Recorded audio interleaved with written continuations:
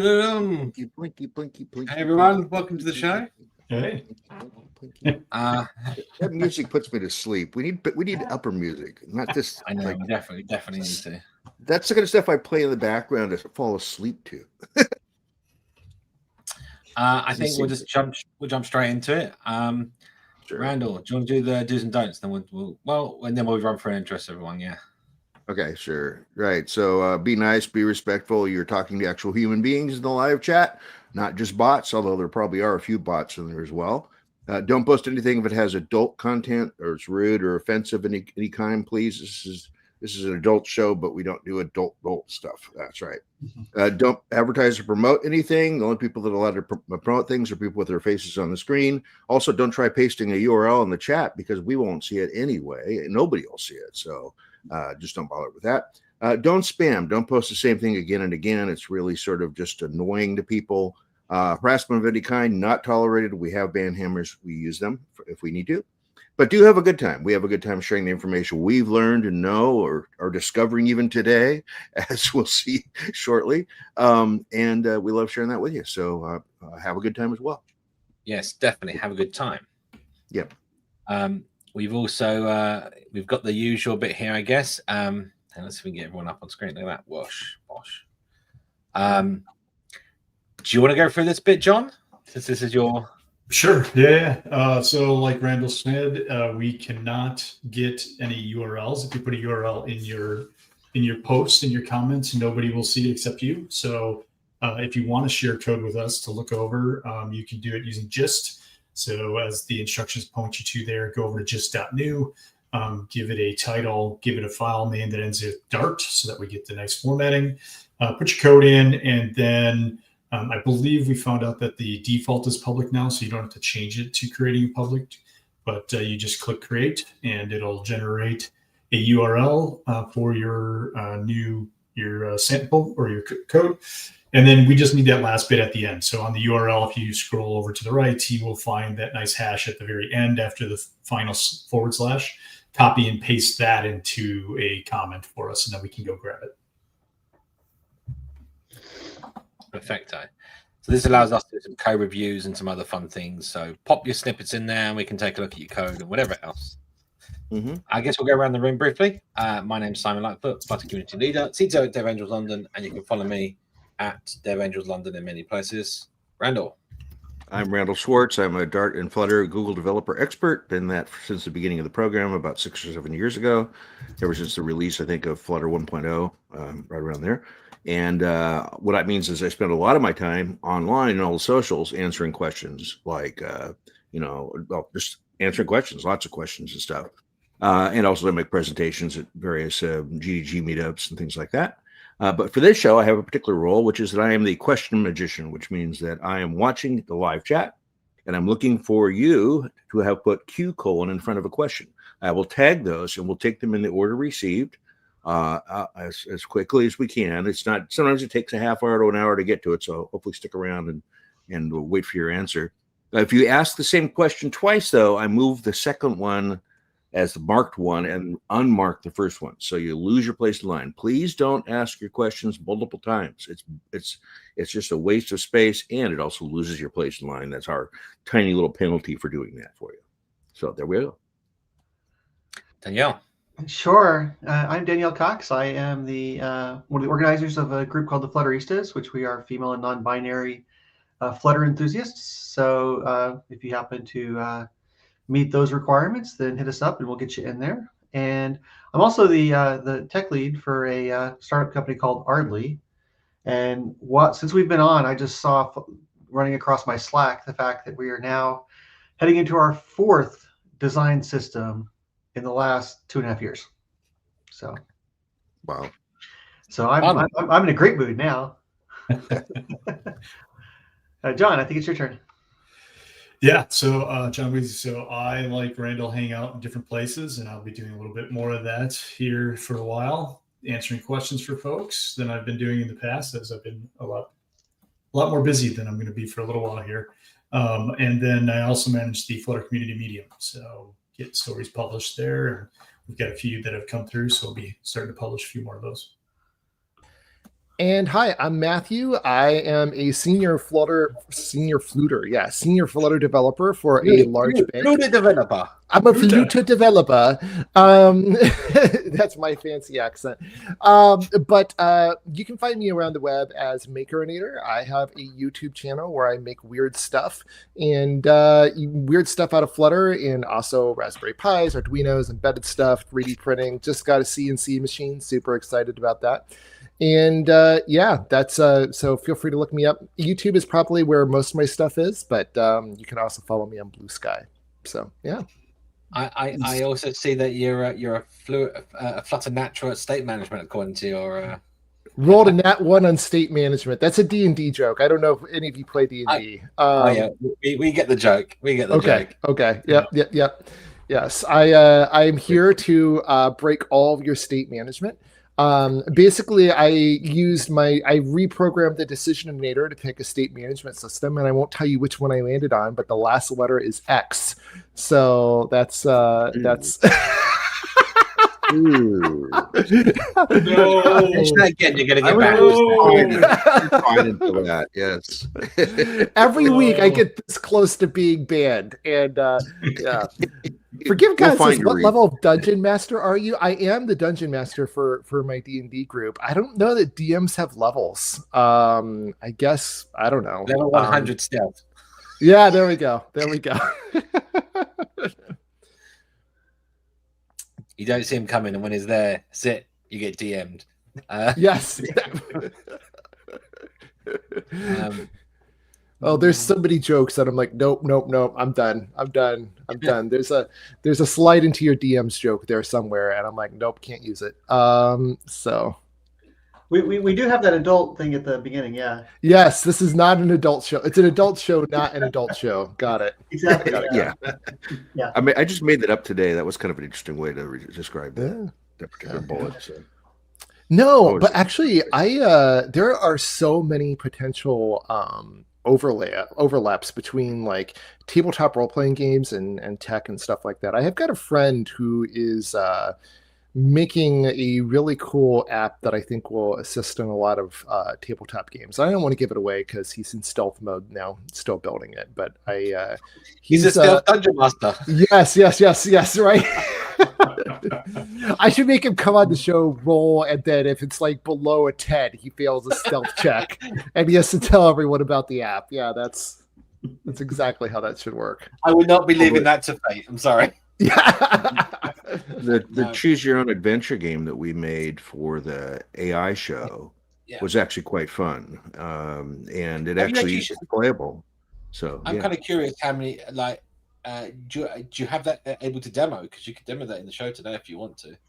That is really cool. The choose your own adventure thing? I would love to see that, Randall. If you have it, I would love to see that. Yeah, so I rebuilt it with anti-gravity and figured out that I could actually get all the way through from my PRD, could build all the way to the final result, and I've even updated the PRD based on stuff I discovered at the last minute with anti-gravity. And it was really weird because anti-gravity figured out that because we were looking for an interface for making images that wasn't yet in the Dart SDK, it built it by creating a REST call. It actually pulled up HTTP package and actually constructed the parameters to be able to call this particular call to get the images. I'm more excited about the actual running of the adventure game. I could demo the game for sure. That's not a problem. I'm sure it's sitting around. It's so my funny. Somewhere. Yeah. So I have programmed my AI of choice right now is Claude, and I have given it personal instructions to be as antagonistic as possible. Because you have I'm serious. You have all these stories about people who are becoming codependent on their AIs, and the best way for me to not do that is for it to be an absolute jerk to me. So, like, yeah, I'm sure we've all had the experience of like spending. Sorry, I'm just imagining you apologizing. Yes, your code's good. Yeah, you're right. I'm sorry.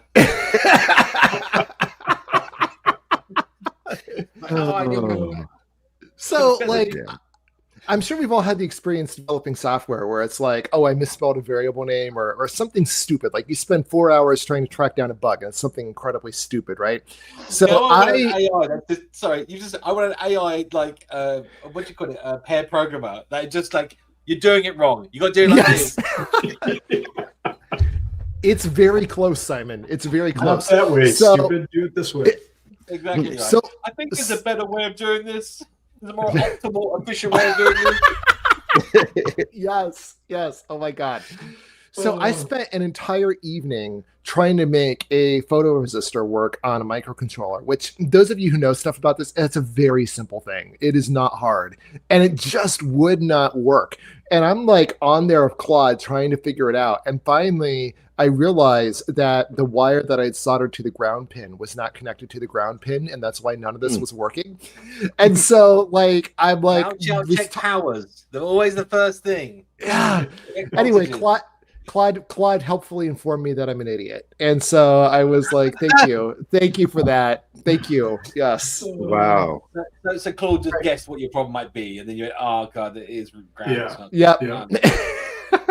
But my Claude story that came up this morning was, we've got a PR in to upgrade our Flutter version, right? And anyway, it's coming here very critically saying that 3.38.3 doesn't exist. Yeah. So we're like, you need to update with like what's current. It doubled down. It's a critical flaw. This doesn't exist. So yeah. That's when you paste the URL for the release notes. and they look at this. Got to do that before I would. I'm sorry, you're absolutely right. Yeah. Well, I mean, I do some stuff like with my photography, like trying to help figure out which pictures seem to be more popular or not, kind of stuff, right? But anytime I do that, I get so annoyed anytime I upload anything because, oh, this is such an amazing whatever.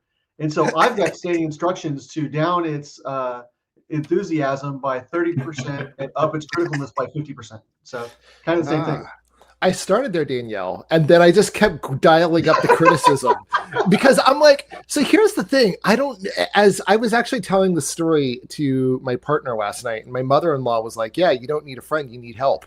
And I was like, it's true. Like, I don't need my AI to be my friend. I need help. So just like, I want to get better, and I'm not going to get better by you telling me, oh, you're so smart. This is what a wonderful idea. You should absolutely do this.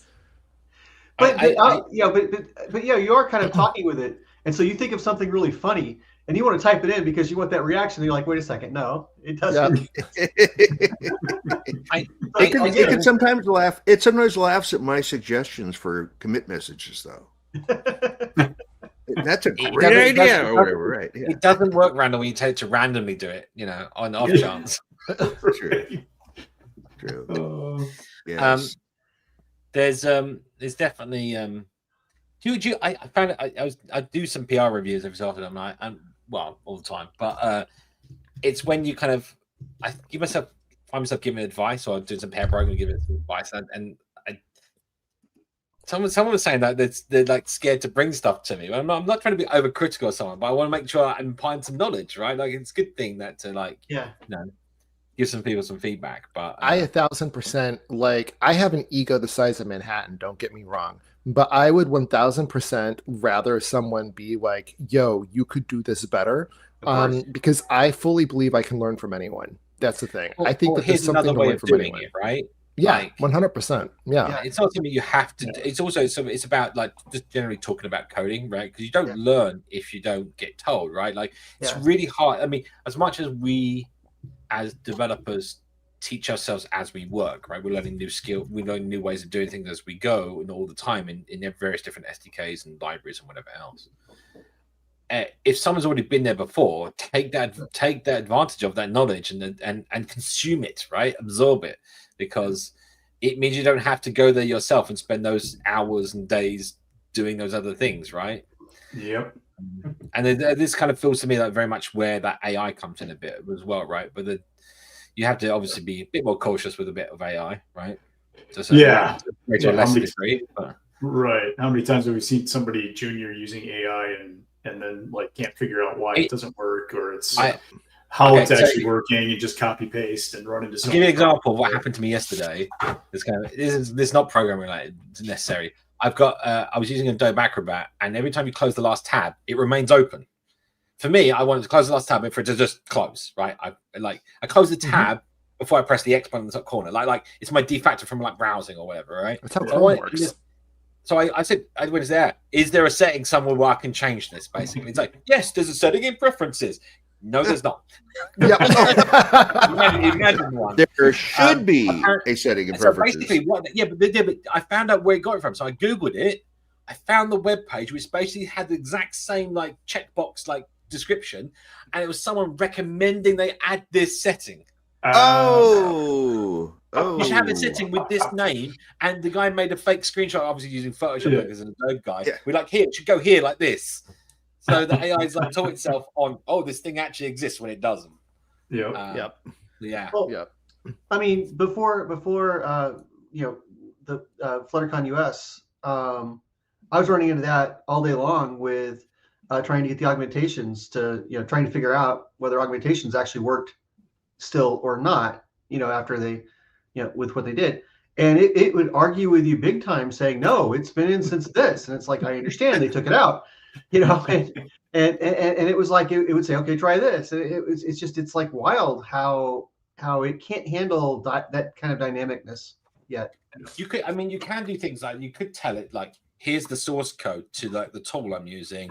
Go read the source code and evaluate it, and then tell me what parameters I should give to it. So I'm imagining that you could probably get around it that way in terms of giving it access to the latest Flutter tool and saying what are the experimental features I can enable, and then it like analyze and tell you what they are. Yeah, I don't know. Well, we don't want this rapidly devolving into being the AI show as well. We already have. Yeah. Let's focus. And so, if you don't know about that already, this year has been AI. Right. So on this very same Flutter community, on this Flutter community channel, there is a separate program with its own playlist that we've been doing 15 or 16 episodes of already. So, and that was the last show this year, right? Last week. Yeah, the one we did. No, it was this Monday. It was 2 days ago. Yeah. Sorry. I mean last. 2 days ago was the last show, and then it'll be back in January. Yeah, back in January, right? Back with the live stuff. Right. Not to break everyone's minds, but ChatGPT launched in 2023. Just 3 years ago. Yeah, right. Yep. So do we have a Christmas schedule? You tell me. What Wednesdays are bad days? Yeah, we just gotta figure that out. So look. So we got next week's the 10th, then we got the 17th, and the week after the 24th and the 31st. So you just tell, I guess we'll just work out what dates we can all meet and do this. Yeah. I mean, none of those are like day of or day. Yeah. Well, I mean, the 24th is probably the one that's questionable there, right? Yeah. The 31st is also another one, which is New Year's Eve, right? So I think next week and the week after is still fine for me.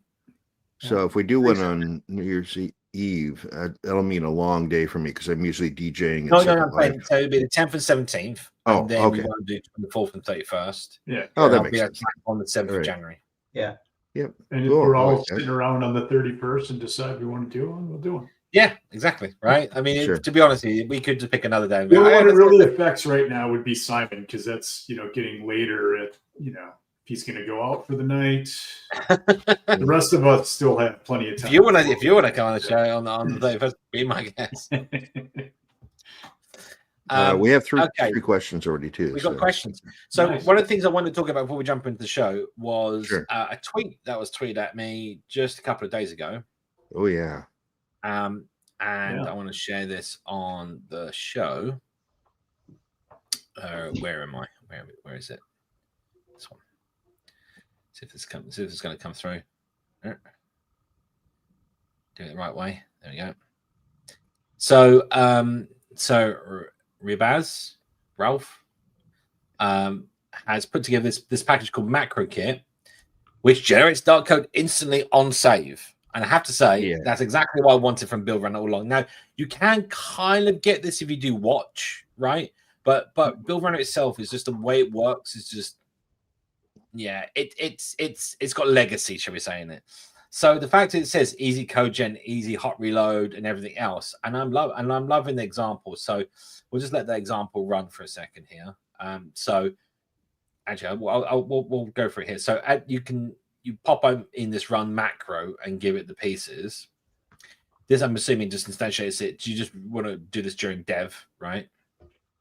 What I think the comments in the package actually say that only gets run during dev. It gets stripped out. Yeah. Yeah. So like, you it's don't just have to stripped do out. it. I mean, like, it'll be, these parameters will probably still be there in whatever. Anyway, you can do whatever you want. Anyway. Yeah. And then here's our Dart code, and they annotate with this Dart macro. And then what he does next is adds a field. So, adds an annotation JSON key to change the name annotation to be, in this case, username. Saves it, goes straight over to the generated class. So look, it's already changed, right? It's instant changing, right? As you save and change your files, right? Can I swap this out for Build Runner right now? Well, Yeah, yes, you right. can. Oh, it does even more. It does even more. It'll do all your assets for you It calls too. hash code, all the rest of it. It does assets and various other fun things. And I figured that maybe during the live coding section of today's show, we could experiment with this and try it out. So if I go to the package here, I'll pop this in the chat for anyone that wants to go take a look at it at the moment. But if let's zoom in a bit, it's a bit bigger. There you go. So lightning fast code generation under 100 milliseconds after initial run. Instant generation, control S, watch your code appear immediately. Easy debugging. Debug your macros or third-party packages in real time to understand fix and generation issues. This also kind of feels to me that there's no reason why you couldn't do your macros for your own app in your own app, as it were, as well. No Build Runner, flexible, capable, and live dimensional change take effect immediately. So yeah, activate. Blah blah blah. So it almost looks like it does like where is it? Yeah, macro kit. Add the package. Yeah, so first run 3 to 5 seconds. That's obviously the initial build, and then 100 milliseconds thereafter. Macros automatically generate from to equality, copy to hash string, hash code, whatever. Basically, it's that data classing that we've actually always wanted. Here it is a macro. Pop it in your class, and that's your class, and boom, you've got all the rest of it, right? So, but yeah, there was just saying that there's asset path macros. You were looking at this earlier, John. How does this work? This is So it's same thing, right? It's a macro, but it's for assets. So you're telling basically what it's looking at there is just taking the assets folder and any extension you want, you can do by extension, or in this case, all extensions. But you're getting everything, including subfolders. So today you have to go through, you have to put in subfolders, and you have to do all that stuff. And there's actually a package I use in one of my apps to do the same thing, but I'd be able to swap that out and Build Runner and just use this. So it's looking really nice. So to me, this kind of ticks a bunch of boxes right now. And it's just something that, like, again, it's a thing I think we've always wanted. Just no one, apart from this guy, has obviously come around and said, "I'm going to do this right now." It solves my. I'm fed up with this problem, right? But I really do like the idea that it's extensible. So maybe we could try it out. Current limitations: macros can even apply to classes. Fine. This covers most use cases, but obviously, but future updates support applying macros to variables and functions. Additional macro capabilities for library developers and more inbuilt macros for common patterns. So, yeah, I'm interested to give this thing a go and see what comes from it. I would suspect this came about partially because of the new Flutter Analyzer plugin that makes it easier to write these kinds of codes. So that was part of the outcome of the fact that we weren't going to get macros, was that we got a better analyzer. So it runs faster and has a better API. There's definitely quite a few interesting things going on here. I think we should definitely have a look-see. I feel like it'd be nice to have like it's not clear to me from the documentation right now, like what are the built-in, macros that you can use, right? Mm-hmm. I mean, I would think to see that on the top of the library documentation here, like, oh, here are the ones. Like, obviously, I can see there's various ones, but to dig them out of the class list seems a bit impractical. And they don't have any. They don't. Yeah, no, I'm just giving some feedback. Again, I'm kind of curious, and I would here macro generator. Okay, so it's these two. There we go. So these are the two built-in ones: data class and asset path. But there's no reason why you can't implement your own generator, right? Which are these things here, and you just inherit from the base one, right? Yeah. On asset, on class constructor, builds, on generate, lost it. So you got the state, and then you're getting class type parameters change. You get the list of parameters that have changed. Interesting. It might be nice to explore how these ones work. It might give us some idea about how we could possibly try applying some of our own. Right. I think that's enough of that. Can we questions? Get to some questions? Yeah. Sure. So Shri Marman Shri. Anyway, like that. Question is, when will we use DC Flight, the Flutter reactive native alternative, with Dart as a language? I don't even know what that is. Never heard of it. Oh, never heard of it. That's why we're not using it. Someone was trying to use the Python binding to a Flutter or something like that, so they could write their mobile apps in Python. Why? I think that's what I saw something like that, and I was like, so they're using basically Flutter engine and that side of it, but all that client side stuff is like Python. Oh, it did ring a bell. I think somebody's asked us a question like this before.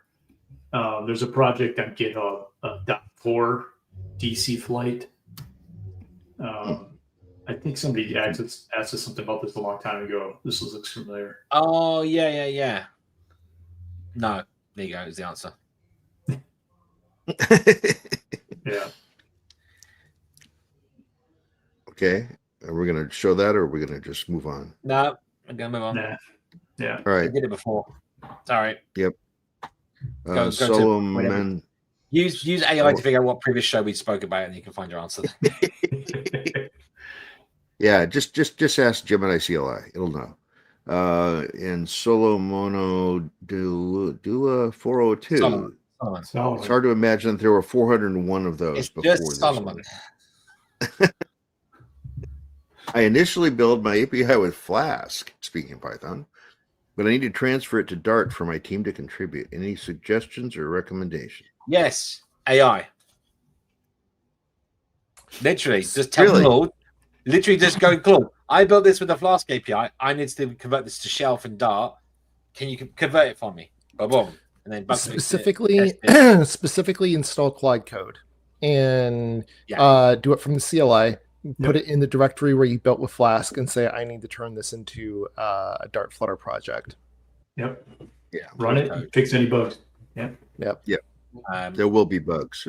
There will be bugs.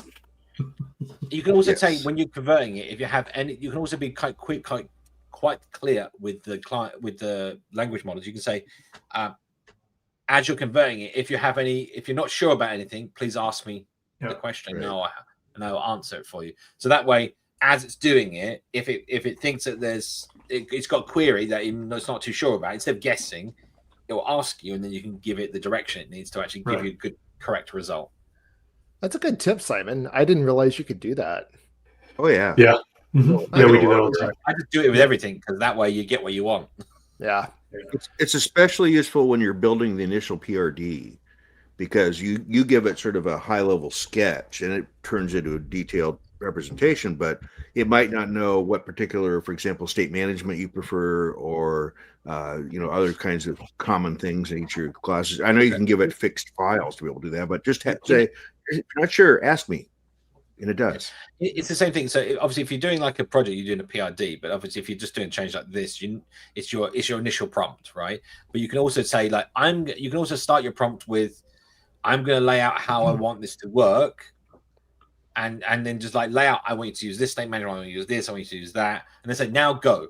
Now start the job, and it will go. Do it right. Like it's so funny because what I've been typically doing is telling it what I want, and then telling it, no, please change this and do it differently. And then Claude tells me I'm an idiot, but then does it anyway, which is great. So, I don't. You were talking about like to do Dart. I think the question I was a bit flippant there with AI, obviously, but if you're trying to do an API, probably Shelf is probably your best, most plain basic way to go. There's a bunch of Shelf packages out there that give you WebSockets and states and sessions and all sorts of other fun things that you can like implement. That will probably give you that same sort of compatibility with your Flask API that you've been the Flask framework that you've been using. You can use ServerPod and other things, but it's probably a bit of a larger transition, and that's probably not worth it in this case. I don't know how big your API is, mind you. Yep. All right, moving on. EronSoft.com says, for reflection discussion. This is where we get to argue about things. Now that AI resources are helping as assistants or managed by a vibe coding style, will cross-platform solutions like Flutter lose their power in companies over time? I don't think so, personally. It's the opposite. Yeah, I was going to say that. I think they'll become more powerful because it'll know how to do it, and now you really are still doing it just once for. It doesn't really make any difference, right? It's the same thing as saying, oh, I want one team that's an Android team and one iOS team, and I'm going to employ two different teams to do this two separate jobs, but they'll have the same requirements, have to do things slightly differently, but try and make it the same. They go, or you can use Flutter, and then it's the same with the AI. Why direct the AI to two separate jobs? We can just say one, right? So there was a great talk. There was a great talk at FlutterCon USA about this. It was titled Flutter, the Last UI Framework or something like that. And the premise of the talk was that in an age of AI where people are vibing out software, what a good framework does is provide an opinion as to how things should be set up and done. And AIs, like humans, don't do well with blank slates. If you just start with a blank slate and say, go do this, it doesn't know what to do with that. But when you have a very opinionated framework like Flutter that you set the AI on, you give it tools and constraints that it can then use to implement what your requests are. So it's a good talk. I'll see if I can find a link to it. So was this USA? Yeah, FlutterCon USA. I think Chris did it. Chris's the last UI framework. Yes. Yeah. I'll post the link in the channel for everyone if they want to go watch it. This is actually the playlist for USA 2025 this year. So there's lots of great content there from many great speakers. So I highly recommend watching that if you haven't seen it. After you finish Chris's talk, go watch a talk about Flutter for Makers. It's excellent. The guy who did it is like really great. And then after you watch that talk, there's a talk about exceptions. You should watch that one. It's quite exceptional. And after watching that one, there's a talk about Rogue and someone who's porting Rogue over to Flutter. You should watch that one. So definitely good stuff there. You posted that link in the private chat, not the. Yeah. Sorry. I just realized that myself. I also just realized that the top video on the Flutter EU playlist apparently is my talk. Oh wow! with Kevin. So you guys can go watch that if you want to. Yeah. That was actually fun. That was fun to do that talk. That was funny. Me and Kevin riffing off each other, doing some stupid stuff. And you can see my zombie-like. You can see my zombie-like state as I was giving my talk. I had 3 or 4 hours of sleep in the previous 48 hours, so I was operating in almost nothing. It was like Oh well. Anyway, right. Yeah, I get that right. On to the next. Here we go. Cool. SSH. Cool. Hey, cool. Hi guys. What would you say about the decreasing use of Flutter in the tech industry? Well, that's not happening. I feel number of jobs being posted on LinkedIn. Well, that's an entirely separate thing. Are reducing quite a bit, like when it was 2 years ago. Yes, That's the That's whole not tech industry. software only. That's everything across the board. Yeah. Yeah. So what happened? From my opinion about what happened, is that pre-COVID we had a big spike in uptake of software engineering because of the need for software for the non-office COVID period. Suddenly there was like all these companies spinning up. They're like, oh no, we need an online presence. We need to be able to do all this kind of stuff. Boom! There was a big uptake in people, right? Then there was the hit on the going back to office and everything else that came after that. That kind of threw the market out. Then there was like, oh, all these companies need to pay all these bills. Okay, we're going to cut people off, right? So they just dropped, like, I think all of the fan companies dropped like at least about 10,000 staff each, right? In Silicon Valley or something. So then the market's flooded with tech people. And then of course that then affects the job listings for the people that were already looking for jobs at that time. And so the market just got out of whack completely, and it's kind of rebalancing still, I'd say. So AI is blamed for this. I think it's the smallest contributor, to be honest with you. I work in finance, and so I have a slightly. I think that it's a combination of things. I think everything you said is correct, Simon. But I think that there is one additional thing that people aren't paying attention to, and that is because in the United States, interest rates are so high. A huge part of the job market for developers has always been startups. Like most of my work history is startups. Money is very, very expensive to borrow right now. And so every startup, because startups typically don't make a profit, that's what startups do, has to be significantly more conservative in the way they manage their money. I've, several previous startups that I worked for posted like, oh, they'd had huge layoffs.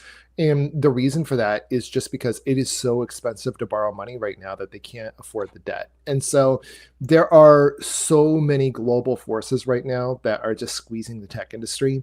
The go-to culprit that everyone blames is AI, but the reality is it's the COVID bump where too many developers were hired and there was a gold rush to get into the industry, like Simon said. It is the insane interest rates that we're seeing, at least in the United States right now. And at the very bottom of the list, yes, AI is displacing a few jobs. I think there's also, but what we're seeing there, sorry, with the interest rates is what I'm saying is also a fallout from COVID, right? From the fact that there was so many payouts for people not working, everything else. Yep. The economy's tanked a bit, and then the interest rates go up and inflation goes up, and just it's like, yep, welcome to reality. Big interest reality rates were. We had insane inflation going on, and so and interest rates had to go up. Else. Yeah, like everything gets affected. The whole system like goes out of whack a bit, right? Yep. So big snowball. Yeah, and I think we're probably gonna see that for another 5 years at least. That it's gonna take to essentially even off. And kind of 100%. Get back to me. We'll see if it gets back to where it was. It definitely get back to where it was pre-COVID. I don't think it'll get back to where it was just after COVID. That kind of time, there's a boom. It's almost like a bit of a boom industry at the time for a couple of years there, right? It's only the last few years that we kind of seen it sort of tank off a bit. But as you were saying, like startups, startups. There was so many startups that went bust, right? Over the past, they were trying. First of all, there was a ton of them trying to offer COVID-specific kind of like stuff around that time, tracking and whatever else. There's a bunch of that kind of thing. There's also, a bunch of, because it all went online. Suddenly, there's a bunch of people that wanted to build startups, do the what's the word, entrepreneur side of things, and they've all gone like, if they haven't got traction within like 2 years, 3 years, and they're going to get tanked. The investors are not going to put any more money into it if it's a losing horse, right? So anyway, so the best thing I can say, and to come back to, if you're looking on LinkedIn and you're looking for a job, keep at it, differentiate yourself, show a portfolio, make sure you're posting your GitHub link and everything else on there so people can really see what you're about. And a lot of the time, it's about you putting out there your skill set and what you've done, and then it's about finding the right company that fits for you. So a lot of companies, again, in this market, as we were just saying, they're not going to be hiring just any Flutter developer because they have specific requirements. They need someone that knows, I don't know, qubits, and that they need someone that, you know, that's done stuff with state management on this and that and the other. So it's about finding someone that meets their requirements than just getting anyone. So again, the best thing you can do is train yourself up on lots of skills and show that growth in terms of inside your portfolio, inside your GitHub, and on your resume/CV. There is one piece of career advice. Yes, absolutely. The Flutter Specialist Recruiters, 100%. There is one piece of career advice that I would like to give that has served me so well that I think is beneficial. And that is, if you're a mobile app developer, which I'm guessing most people watching this are, get something into the App Store. And if it can preferably not be a to-do app or a weather app, so much the better. Get the counter app. Right. Counts. And not the default counter app. Get something with at least a intermediate level of complexity into the App Store. The sheer number of calls that I've been on in interviews where the tone of the interview changed when I started listing projects that I was a principal developer on that are currently in the App Store that people can download and use. You show that you're someone who can deliver. You're, as Simon would say, you're someone who GSDs, get stuff done. You know, like that's the thing. Like that, hiring managers like that, and they like that a lot. So if you can get your portfolio piece into the App Store and say, "Yeah, go download this app. That's my work." That's a huge boon in your favor. I will say there's definitely a drive at the moment for more full stack, if you will.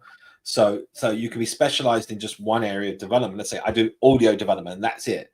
Well, you're going to be hard to find a job just doing that because you're not covering lots of bases.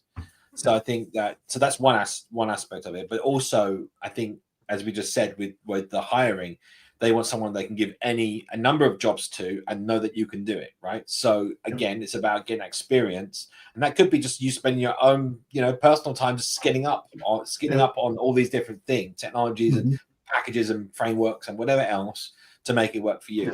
You need to go try and get something on the App Store, have that proof that you've used the App Stores and know how crazy they can be, and all of that stuff, that you're going to be a desirable asset to the company. Right.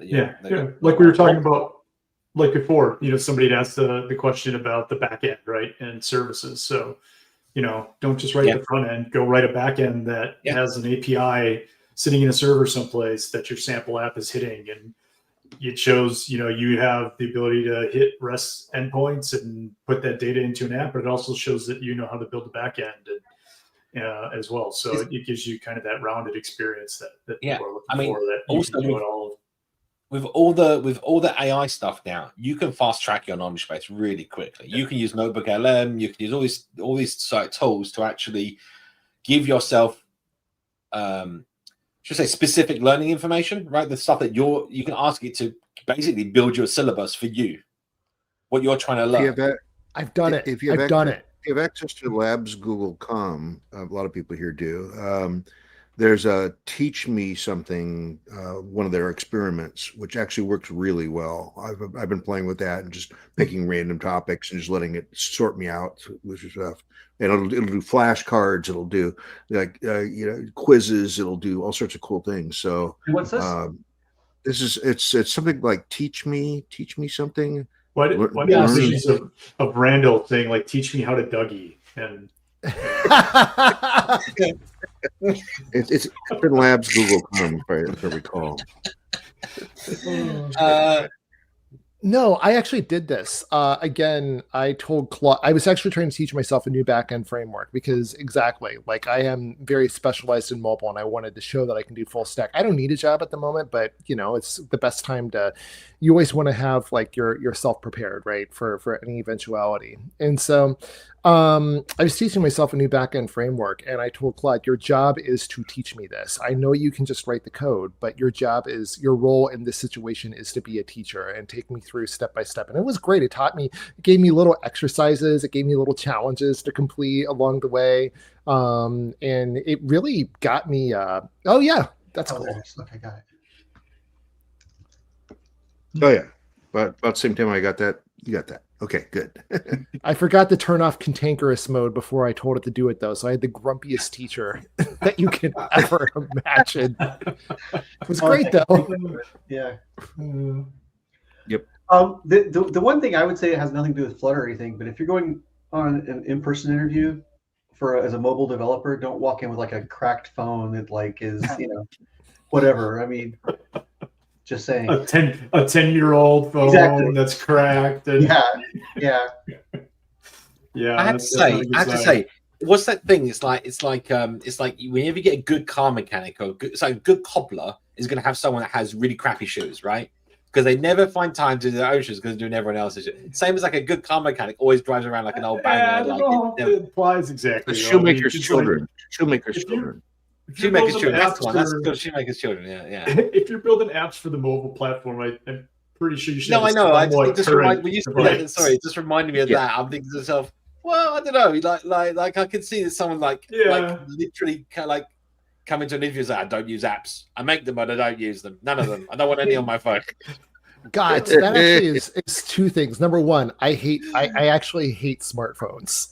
I can't believe I'm admitting this out loud on this. I hate smartphones. I think they're the downfall of society. When I leave work for the day, I try to use mine as little as possible. But actually, it's funny because like I grew up, well, not really grew up, but like my early career, I did a lot of sales, like a ton of sales work. And so like, John, the way that I would handle that is like, well, I want to make sure, oh my gosh, is that a Zune? It's a light phone. Yes. Oh my gosh. Those are awesome. Yep. I still want one with the e-ink. Is that the e-ink display or is that the newer one? It's the original. I've been tempted to buy the new one, but I haven't done it yet. Yeah, I hate all the distractions. I hate all the push notifications. Anyway, so like the thing is that I would sell that as, you see this cracked old 10-year-old phone that I use this as my development device so that I can make my stuff run fast on any phone. If it'll run on this, it'll run on anything. And that's exactly how I would no, I'm kidding. But how do you like the light phone? I liked it, but I'm kind of like in that same boat, right? Like I would love to have like the Light Phone 3 with the new features that it does have, but still all the stuff gone that you don't want. But then I find myself in like, I'd still have to carry another phone because there are things that I need it for when I'm out and about. That like OTP codes is a big one. So, yeah. I'm all for it. I tried to push once. So when I was doing Surface Duo and stuff, we had talked about doing other types of devices. And I kept pushing that we should have like a smartphone that has like a light mode that you can simply put it in that removes all that stuff from your screen and notifications and everything so that you can just flip and say, you know what, I'm going light and all I want is maps and phone and text and basics. Well, you can do multiple profiles on Android and do that, right? You can, yeah. There are ways to do it, and that was when we were doing it. We were actually building our own version of our own kind of fork of Android for our devices. So that was one of the things that I had pushed for doing, but nobody seemed interested in it. So I think it's brilliant. I think there's a market for it, 100%. So it's so funny, and I know we're getting us off track, and I don't care. There is this. I watch. Sorry, Simon.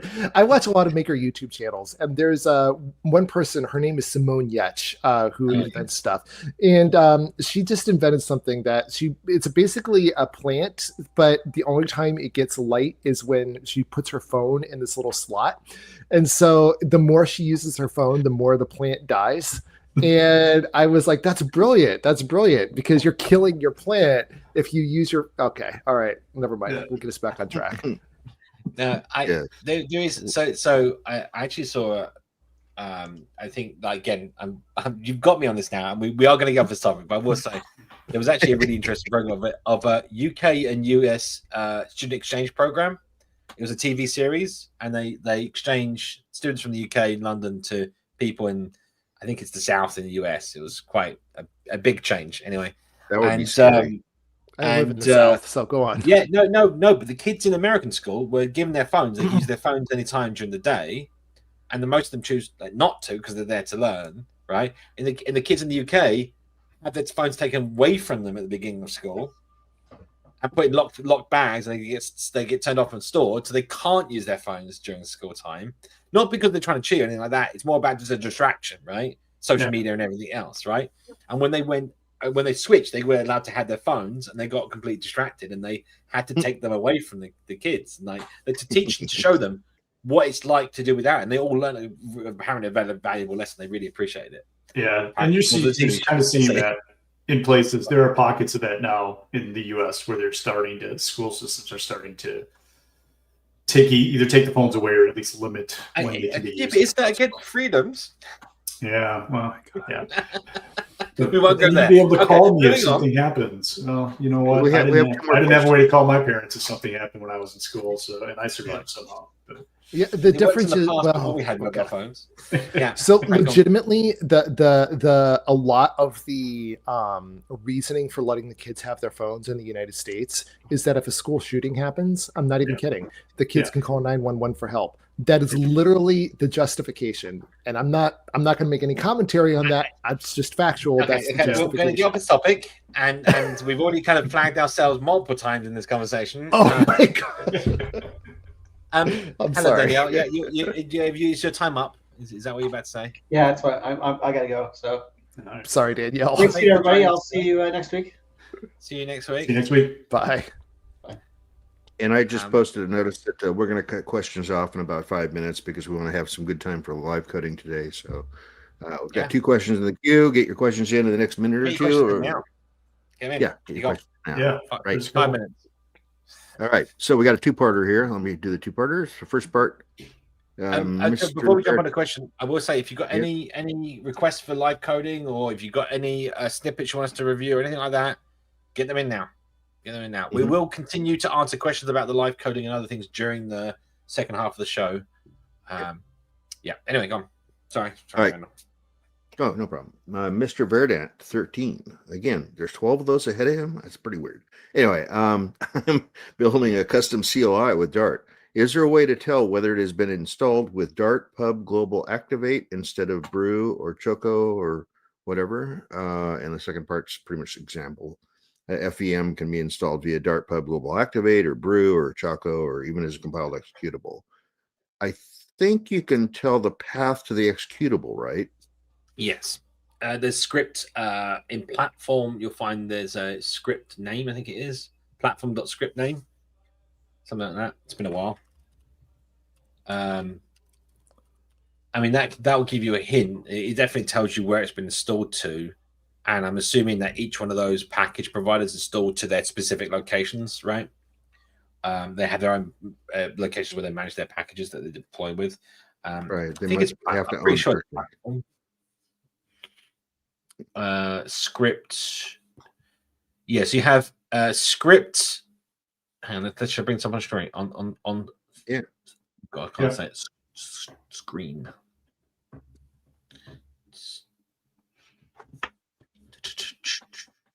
So, share Chrome tab. Yep, sure. Let's see. There we go. Fill up. So, So on the Dart.io platform, there's several things that you can get, and you can see here the URI of the current Dart script. So this tells you where it actually is on the file system. If you perform this check, it's just like the default example. You have executable and executable arguments, but this is actually where the Dart VM is, right? Now, if you're using an AOT binary, so an AOT runtime compiled, this will be where your app is running from, right? Because it's one executable, right? With the script included within it. But actually, and there's also executable arguments, which are the ones that are passed to run it, right? So yeah, these are sort of globals that you can get to. Same as the environment. So if you those that don't know, when you run a process on a operating system, they get given a certain number of environmental variables. So variables that can be passed around so that you can set like global settings essentially inside your system, and that's what environment is. These are these can be modified on any number of platforms. And then is what platform are you on? So some of the other things like number of if those that don't know, these are the things that are really helpful when you're doing Dart code. So number of processes, for example, when you're trying to spin up isolates, if you need to multi-process something, you can say, oh, spin up 4 isolates because I've got 4 processes, right? And sort of optimize your application for the processor you're running on. Yeah, so the other things here like line terminator and path separator are those common things that are different on different platforms, and allows you to do things that are platform specific behaviors without having to code that in yourself. And version of the current Dart runtime. Yeah, some top level stuff. It's been a while since I looked at that. Yeah. They keep adding new things too, it looks like. Yeah. Cool. Yeah, they're also taken away. So all the web stuff is being taken away to the web package, which is now the replacement, right? Dart web, package web, Dart mirrors. Don't even bother using that. Yeah, I mean, like a lot of people just don't use some of these packages as much as they should. Really, like the developer package, the debugger function is like every developer should know about this. By the way, if you don't know about this, then you need to go read up about this. But basically, there's situations, especially in mobile apps, where you're trying to, let's say you're trying to debug deep linking, right? And you're trying to debug deep linking when your app first loads. Now, here's the problem. You need to debug it, right? So most people go, oh, I'm going to do print statements. And it's not enough. You need to see the state. You need to explore the variables that are in your system and everything else. Print statements are fine as maybe a lightweight first kind of, I'll just dump this out to a log so I can see it. But there's no substitute for actually looking through and step by step going through line by line of your code and seeing what's going on. In my humble opinion, IMO. But this function is really great because what it does is you can drop this into your code, and when it reaches this point, it will pause the app as if it hit a breakpoint and wait for you to call Flutter attach. So what you can do is you can compile your app, run it, then you shut it down, force to quit it inside the OS or whatever, run your deep link, right, or send a push notification, tap on it, whatever it is, launches your app. The app then pauses on this line, waiting for you to do Flutter attach, and then you can step by step go through the lines and see what's going on, right? That's just a good example of how this becomes useful, right? But this is useful all over the place, right? But there's certain situations where you can't start your app in debug mode. Oh look, see, yeah, even Raph, who's a prodigious long time developer of Dart and Flutter, didn't know about this one. See, so really recommend it. Anyway, also the timeline tasks and user tags are things that you can use to add stuff to the Flutter timeline inside the inspector. So if you're trying to again debug stuff over a period of time and get statistics on how your app is working, these things that you gather that information when running in developer mode, basically in debug mode. Yeah. Cool. Back to point. Sorry. All right. Well, I think that answered that. So let's see here. And more. Next question. Yeah, a lot of things. Right. So Malaka George has a question: how to do offline Arabic search that finds results even if the entered keywords are wrong. I use Drift with full text search, but that's still not enough. I don't know how Drift's full text search is enabled. I'm pretty sure Drift uses SQLite, and full text search in SQLite is not what oh crap, there's a name for it. Full text search that is localized, that has all the variations. I'm pretty sure it doesn't do that, right? So SQLite is light. It's a light database standard. It doesn't do those heavy things. I can't remember the name of this system. You're thinking Bayesian distance? Yeah, it does that kind of thing. There's anyway. Levenstein distance. That's what I meant. Yeah, Because that was actually brought up in the chat. anyway, you can like. So there's all sorts of various plugins and things for database. Oh, FTS5, yeah. Is it FTS5 that has that?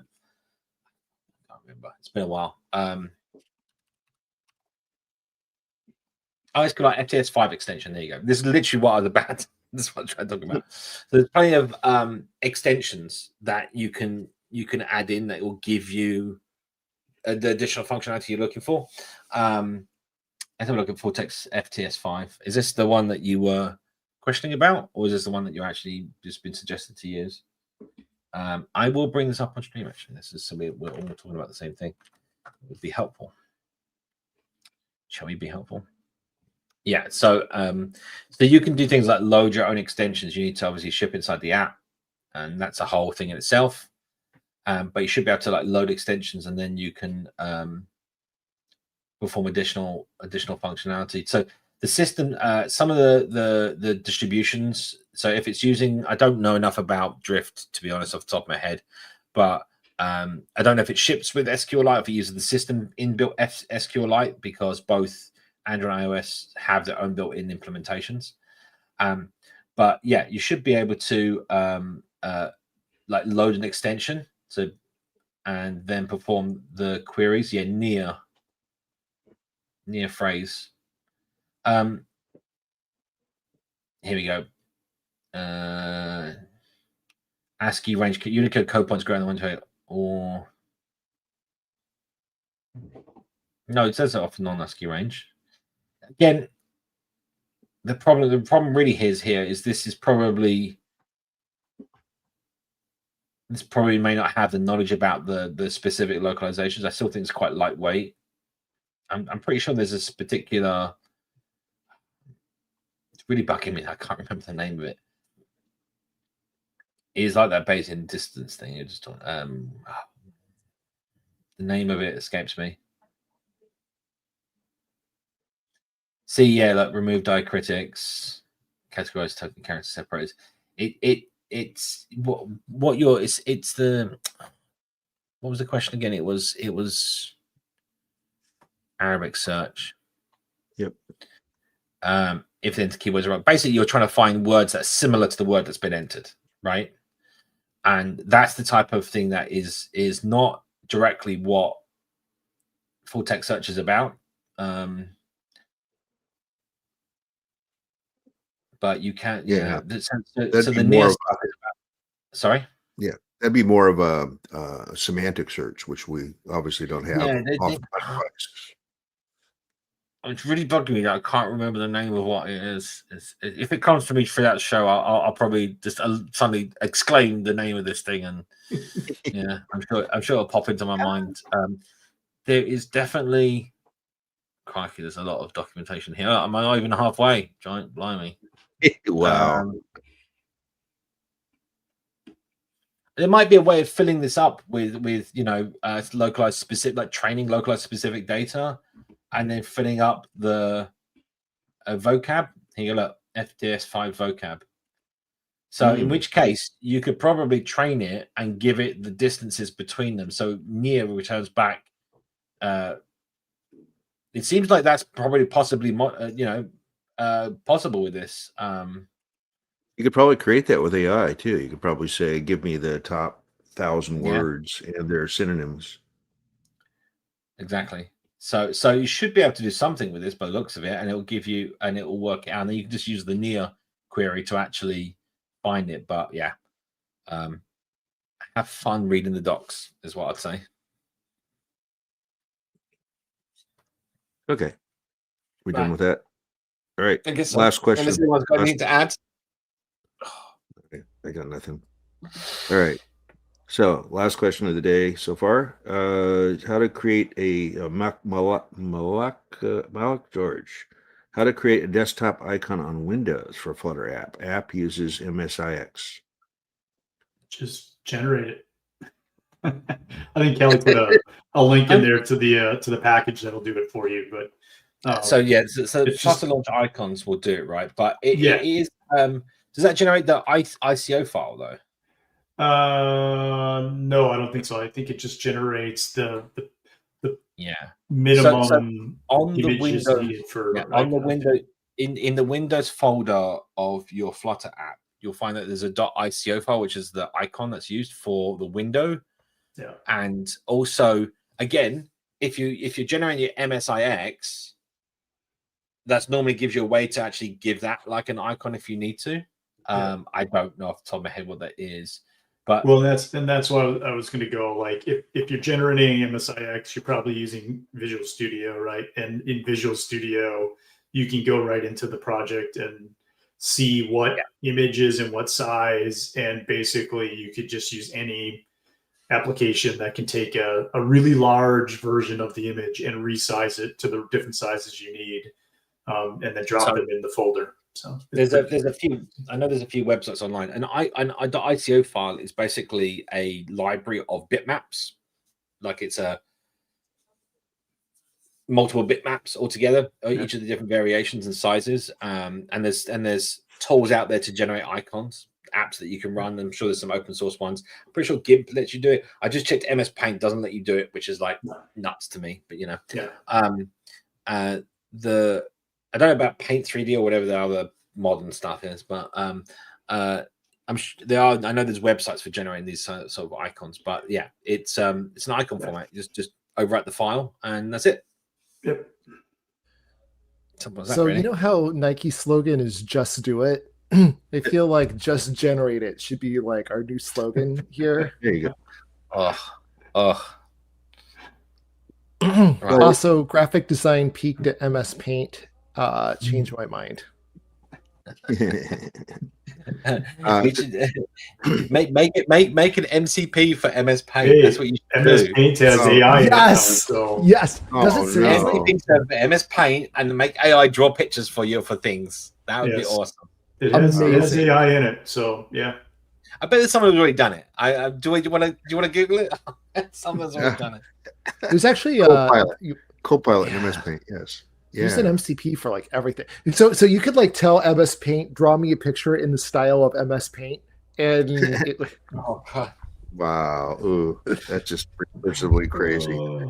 We got one more question, and it actually came in after that. MS Paint all the way down. Always has been. Let's go ahead and take this one. This will be the very last question now. So no more questions, people. That's it. Project. It says in my Flutter app, I save files to storage emulated 0 download, but on some devices, the file shows up in the downloads tab, and on others, it must go to the internal storage download. Any reason? That's just how the provider decided to show their downloads in their device. So when you use Path Provider, you have a public downloads folder and you have an app specific downloads folder. You need to be using the public one, right? That's accessible to all apps. That's probably where you're going wrong. So the emulate 0, again, I'm not going to go into specific about this. Again, you don't specify this directory inside your app. Never write that inside your app, right? That it should be got from Path Provider, the package Path Provider. Let me just bring it up so I can explain it. It's better with a visual aid here.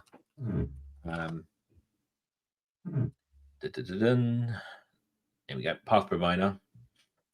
So yeah, you've got get applications documentary, get downloads directory, and then there's get external storage directories.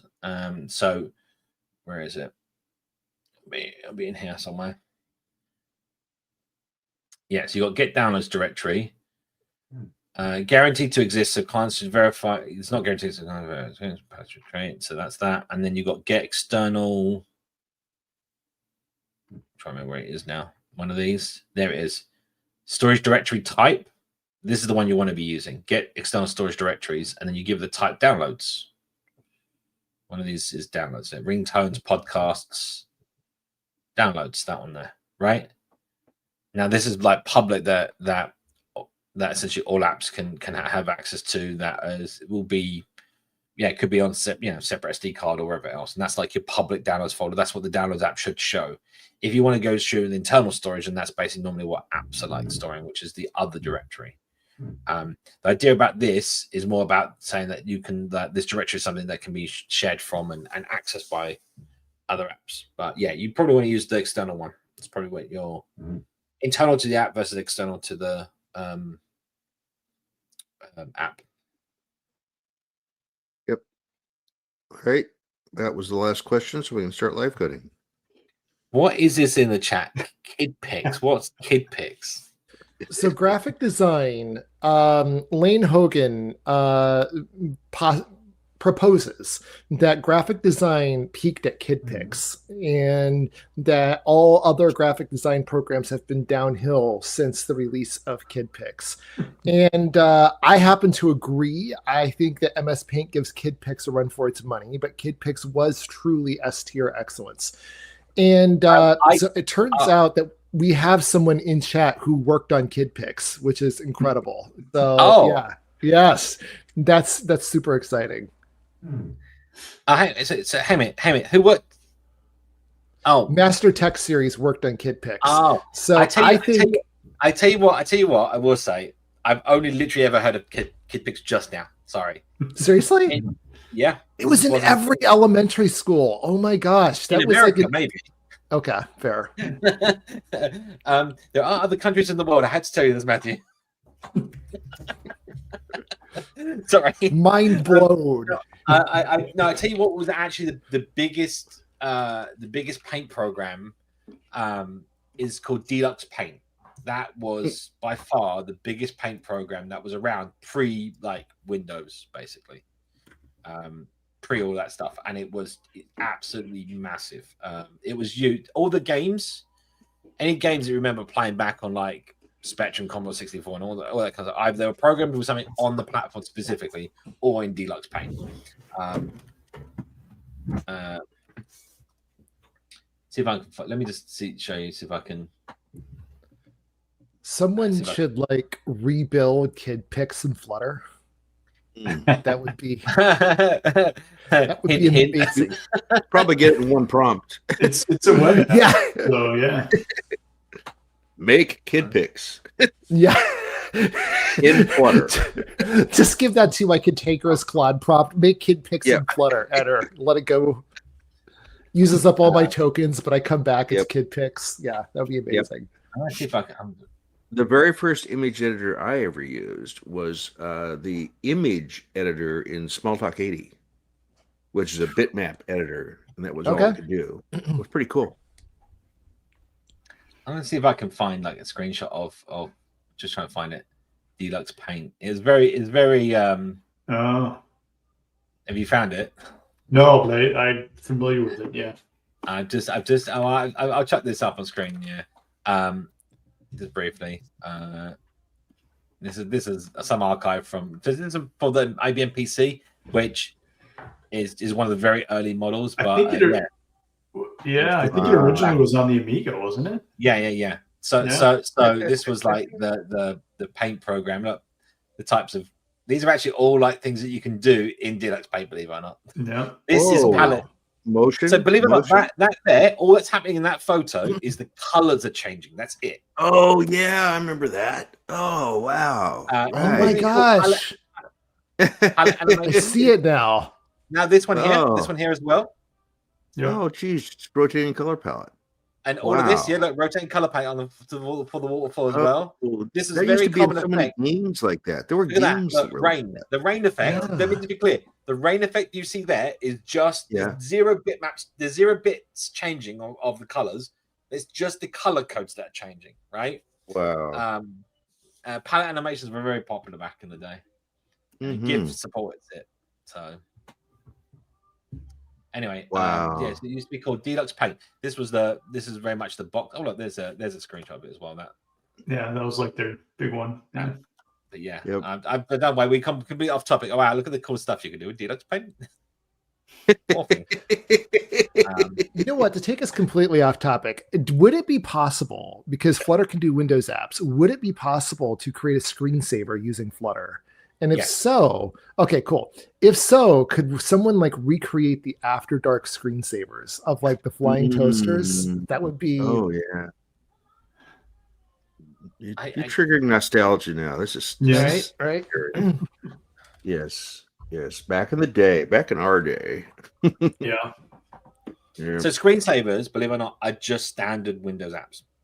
They're just I've never dug into it, so I didn't know if they were standard Windows apps or if they were just and they have different entry points, and then they have a way of they have a screensaver can be loaded as two types of file. It can be loaded as an executable, which runs when you actually preview it, and then it can also be loaded as a DLL file, a library, into another app. And when it gets loaded like that, that's when you get the configuration like panel that you can like put inside the Windows stuff to customize it.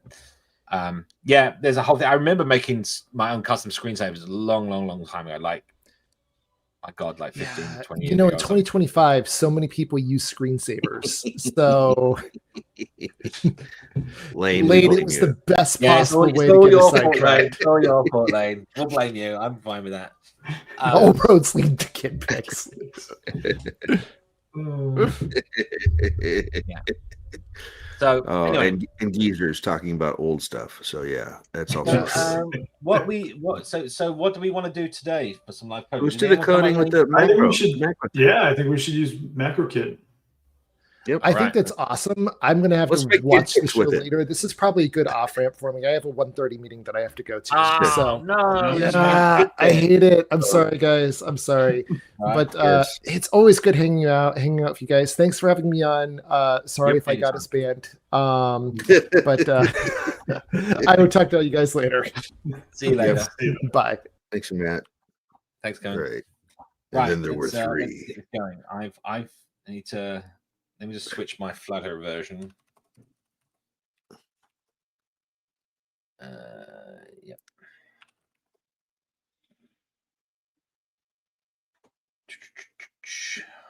Restart IDE.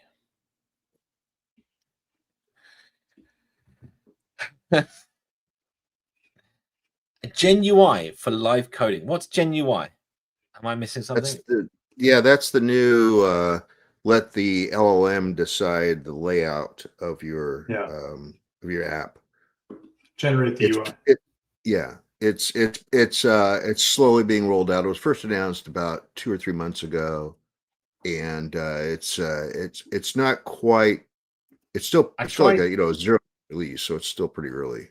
I've been trying. What was it called? Stitch. Mm-hmm. Yeah, Stitch. We could try Stitch on the show if you want. It'd be fun. Stitch doesn't generate Flutter, though, does it? It generates no, but then what you can, sure. I just mean that you can use it to generate the UI designs if you wanted to. Right. I feel like I want to get into something more like, I don't know, macros. More deeper than this, but yeah, let's. Oh my God, it's all gone wrong. That's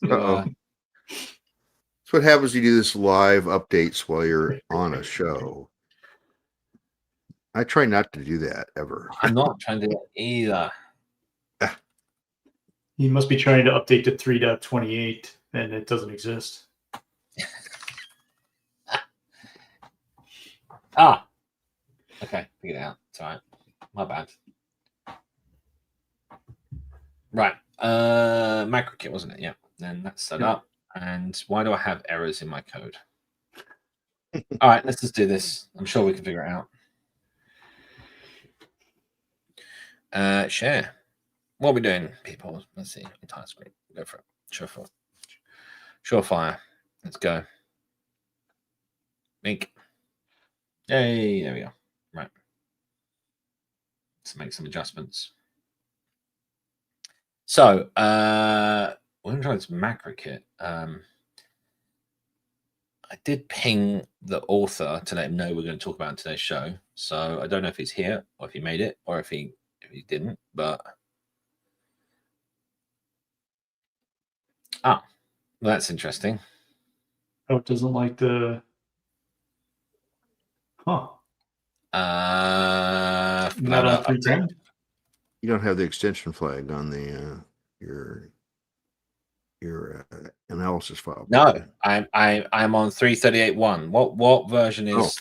But it's Dart 310. So Do you have the SDK set in your pub spec to 310? That's a good point. That's yeah, it is 310. So that's what 310. Maybe it's just a two-way. I just no. We're gonna find out what happens. Hang on.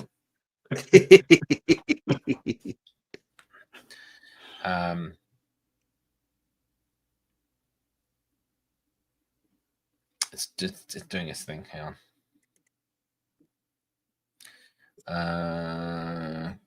Please work. All right. Well, whilst it's doing that, we'll set up a new file for today's show. What we call this? This is Humpday 2025.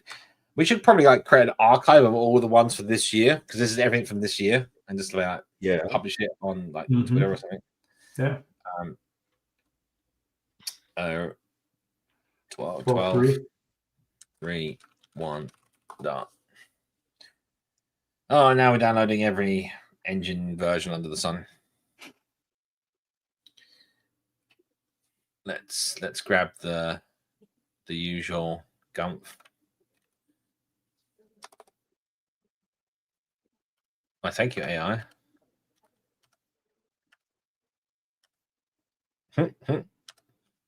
Well, it created me a hello world, so that's yeah.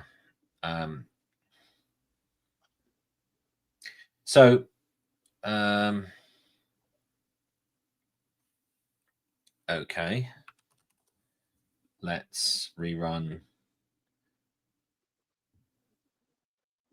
Your current SDK is 3. I know what's going on. What happened? What happened? Starting. Wrong path to your SDK. Probably. Yeah, it's using the default one is. There we go. Problem solved. Right. Moving on. Right. Shall we let's add let's just follow the guide. I mean, I've not got a clue. We're gonna experience this fun together. Right. Rob, so apparently we learn about this thing called Git for source control. Nah. Gists have Git source control too. We have gist source control. Yeah. Like Git, but fewer calories. Yeah. To be honest, we could this is just the format of the show that started when we probably should just click up and get in that way. We just push a branch push the latest thing each time the show goes, and then people can get the latest stuff. It was more a case that things would be incompatible over time, right? Because and then rather than having a project for every little thing, but we could get some AI in there. Attach Jules to your GitHub account, and then you can have Jules organize it for you. No. No? You don't think that could go wrong? I'll just have it delete all my repos. Thanks. What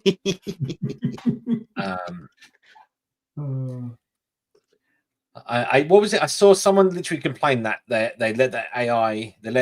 Was it Infinity? No, what's it called? The Google Infinity? No, what's it called?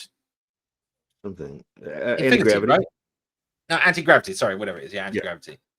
Same thing. They gave it unfettered access to the machine, and then it ran RM-dir on their second hard drive and deleted everything. Yeah.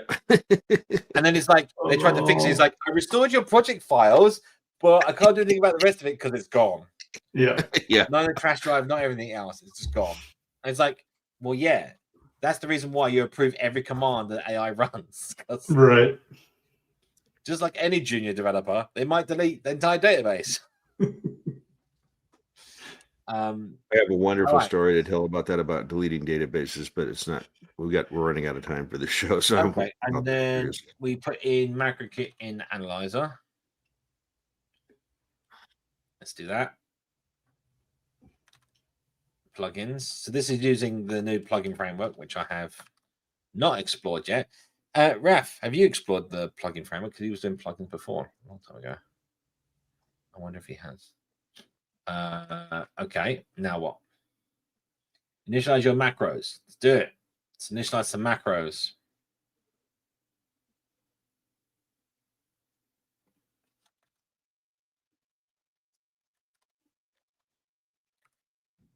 Okay, so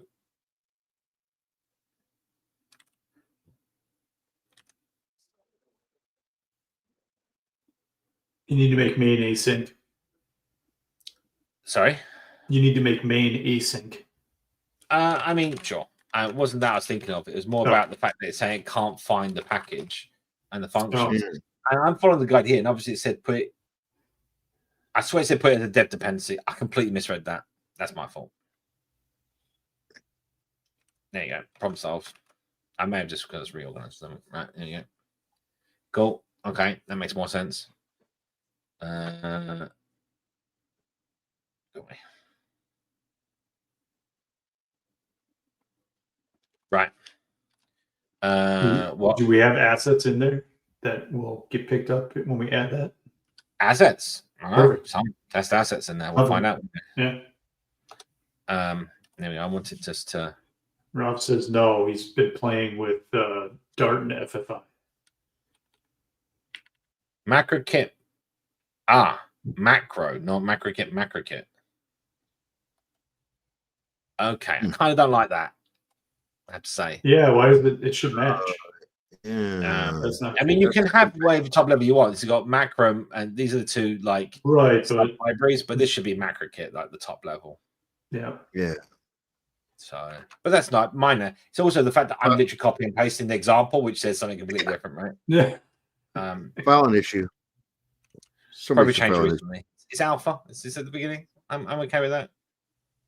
Right. So let's chuck in our little example here. A data class, and we're going to see. I guess what happens.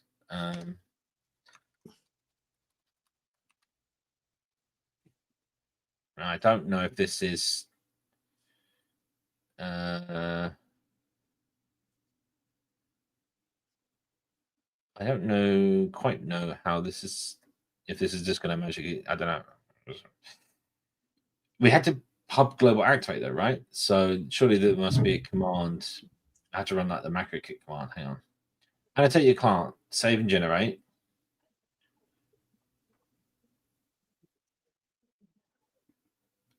Well, I found the guide, and it's not doing what I expected to do. But maybe that's more about my system. Oh yeah, I was going to say restart analysis. So yeah.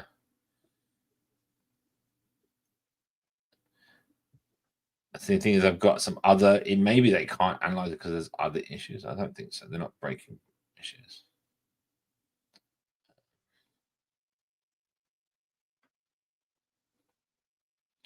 Restart.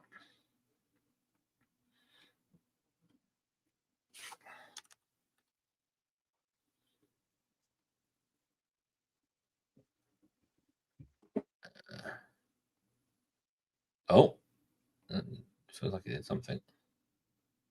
Maybe to my imagination. Let's see if I can reload from this, just to see if it generates something. No. So let's make. I don't know. Did you run the Dart the pub global activate command? Yeah. Okay, I missed that. Okay.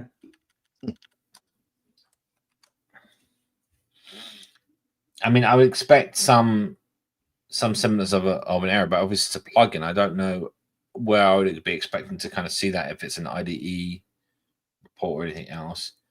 Let's try running MacroKit on macro.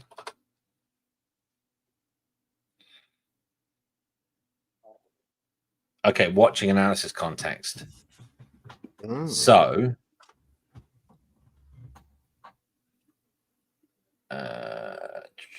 reload from disk. I'm expecting like a .g file or something, right? I don't know if. Let's go look at the example. So maybe something's missing from the example here. So let's go take a look. Can you go back to your? Sorry, just bear with one. I just want to try and see if. I wonder if. Oh, enabled.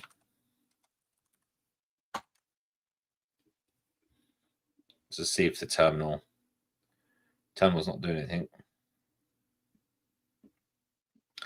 What was it? Yeah. Can you I was thinking that we for a second? I would expect. Oh, no generator found for macro data class. Oh, sorry, your heads are annoying. Why can't I scroll up? Check out the macro test folder. Macro test folder. What on the? Must be in the Git repo, probably. Yeah. Hang on. Let me just do this. That's the file we're expecting to be generated. But it is actually, it's saying no macro generator found for this, right? Which basically means I wonder if it's because. That's a good question, actually. I wasn't running the app. Hang on. I think I know what's going on there. Hang on. Let's just see. So when you run the app, it's run macro, right? And I wasn't running the app. So here's the Hello World app. Now this would have been running the macro stuff. So I think that's the difference. Right. It just compiled it without, it must have generated it because it just compiled it without problem, right? Where's the reload from disk? I mean, how did that run? It must be there. TF. Reload from disk, what?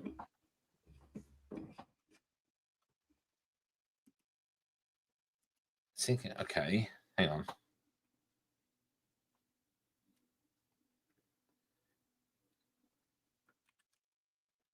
I can try and rerun it.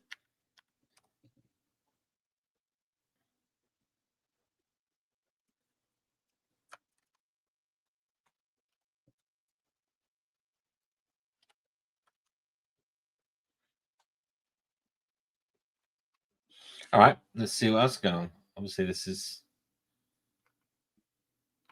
So there's a macro test folder here somewhere. Check on it. You have to run your app in order to generate the code. Yeah. When I'm running it now, and there is a macro command, obviously. So that's definitely what this is. But what the parameters are and how you use it, maybe that differs. It certainly feels like it should. I wonder if it's just like default to lib main. Of course, this isn't the entry point. Maybe we could just invite him to be on the call if he wants. Let's try and run it as on Android here and see if that makes any fun difference. Oh, got another comment there.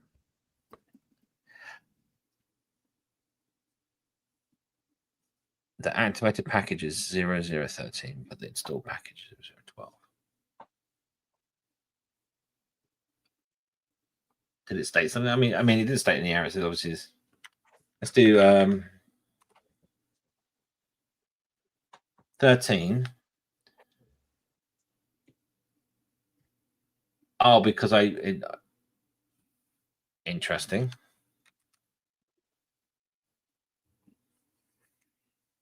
Probably do want to do that. Anyway, whatever.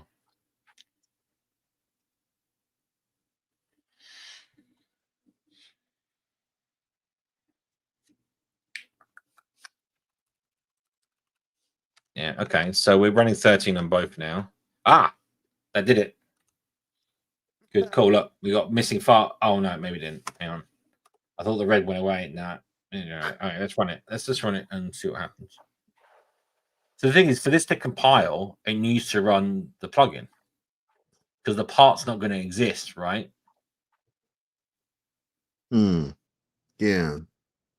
So for it to get past the step of compilation, the file has to be generated.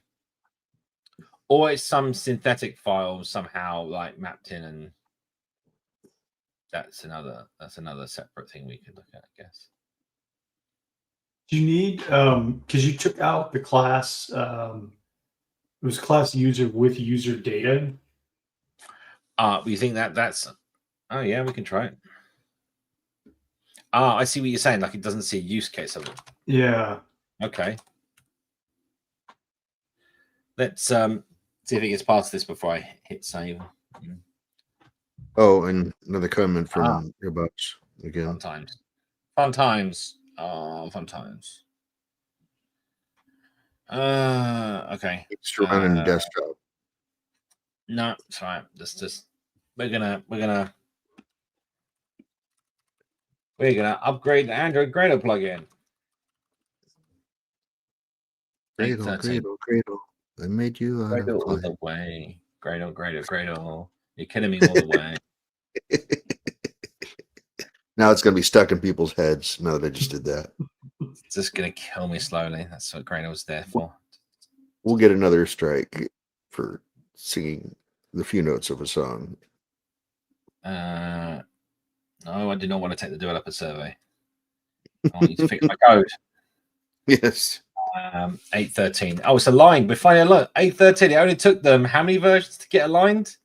Yeah. This is why this table exists, by the way. I don't know if anyone knows this. Look, 8.3 to 8.4, 8.4 to 8.6, 8.5 to 8.7. It's the most confusing bloody thing ever. And now finally, 8.13 on both. We've finally got Gradle and the Android Gradle plugin aligned. I mean, they could have just been releasing the plugin with the same version, but yeah. Now, if we can get Dart and Flutter to be the same number, that'd be kind of cool.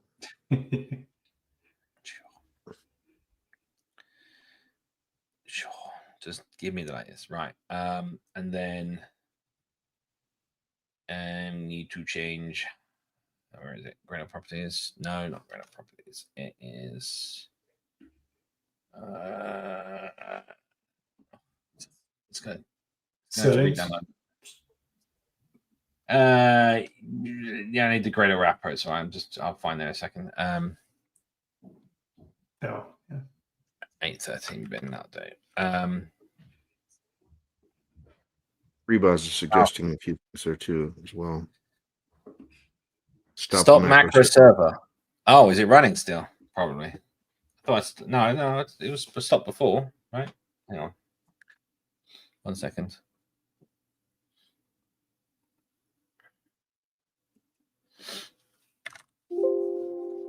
It's definitely stopped. Yeah. I think.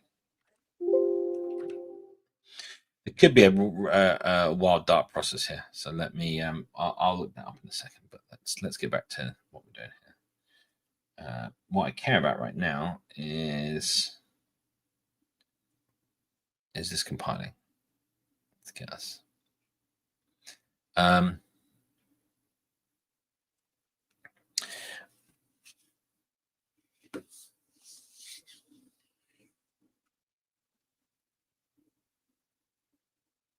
It's running the 1911.25.1 file. Actually, trying to do one console when you launched it.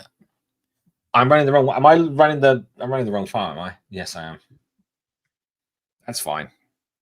We'll fix that in a minute. That probably solves it. Thanks, Ram. Let's let build though first. I don't want to interrupt this build. I want it to download Gradle and do its Gradle-y things. In the meantime, yeah, that probably will solve it because they'll be running the right version.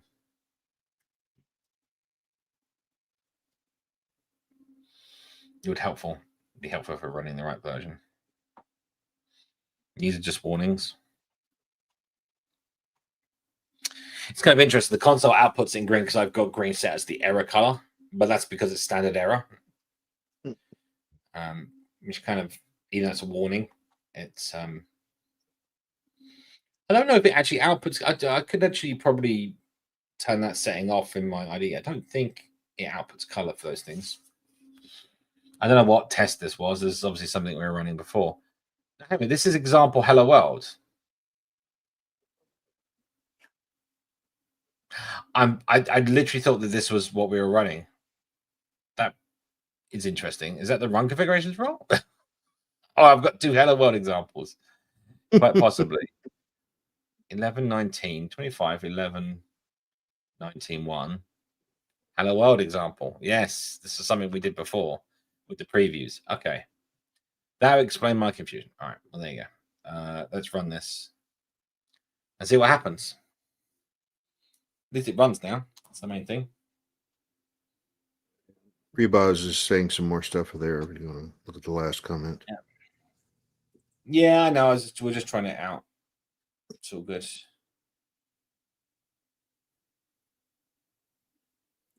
Yeah, let's see. Oh, is this the author? Sorry, I just realized this is a little rebound, right? That's what I said. Why should we invite him to the stream? Hey, welcome. We're trying your stuff out. Yeah, It's not working for me. He's been screaming okay. his terminal. You can watch the back and find out what the first time you've experienced problems are, and you can fix them. Yeah, you're a test case now. Yeah, so look, part file not doesn't even though I'm running it right. I mean, I'm assuming I can comment this out, right? But then it's not going to get this with user data, right? So it's not generating it. I'm definitely running this file, yeah. And I have it in my plugins, macro kit. I'm running version 0013, mind you, if that makes any difference. And I'm using 0013. I can verify that it's the same version. Should I downgrade to 12 and see what happens? I can also, I could tell you what I could do. Let me force quit everything here. He's saying run it as a desktop application. You keep trying to run it as Android. Okay. I'll try that. He says it doesn't work for Android yet. It doesn't work for Android yet, he says earlier. Ah, okay. I missed that bit. Sorry. Yep. Oh. And it also apparently have 6 gigabytes of RAM being used up by Java processors. That would be great. They'll do that. Take all the RAM you want. I literally have 64 gig of RAM in this machine. I think it's 61. It might be 128. And I ran out of memory the other day. Do you remember? I remember the time when I was running my machine and I was like 64 mega RAM, megabytes of RAM. Oh my God, that's so much. Yeah. That was huge back then. I I remember like 60 megabytes on a 386 being like, oh my God, the world's ending. Like, how can you have so much data? Like 60 million bytes? How can we fill up 60 million bytes? We'll never do that. Lo and behold, 2 orders of magnitude later. Right. Yeah, hang on, chaps, 1 second. So we're going to run it as a desktop app. Let's do that then. All right. We're back up and running. Are we back up and running? Let's go. Screen share. We're having fun. We are experimenting. By the way, if anyone wants to see some code like stuff, we can play around with some Flutter specific code things as well, not just this plugin. So we've got a little bit more time we can spend on this. So just FYI. Right. So now we're running the right one. Stream 12. Yeah, 3 windows. Let's see. Oh. Okay. Can't use this as part because there's no part of declaration. .g. So the G file that's generated. Hang on, let's see what the G file is generated as. So it's said it's generated it, so that's nice. Doesn't exist. The system cannot find the file specified.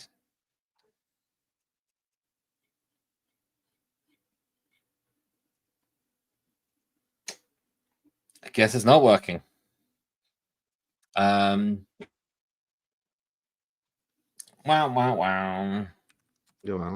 Let's do this and get a successful run on desktop without those bits and make sure we're good there. And then we can. He says remove the part. Yeah, remove the part until you run the app. So I think that's something that. There we go. I figured that might be the case, Ribas, but I think that's something that maybe there's a bootstrap process you could do where you just tell them to run macro first on the command line once to do the initial generation. that sounds to me like it's probably a beneficial way of doing this kind of. I know what you're talking. This is the standard kind of what you call it. Oh no, it's having problems connecting to the macro server. Oh blimey, what am I thinking? Yeah, catch-22 kind of thing, right? So okay, so the run macro stuff is obviously trying to I don't know why my syntax highline has walked.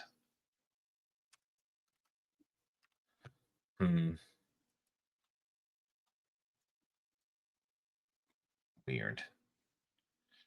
But yeah, it's trying to reconnect to localhost, which is interesting. Which I'm assuming the expectation here is this is running an instance of macro.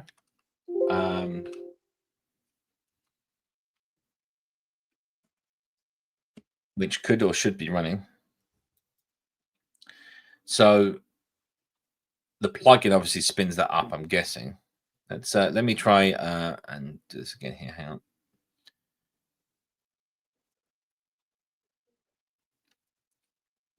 on.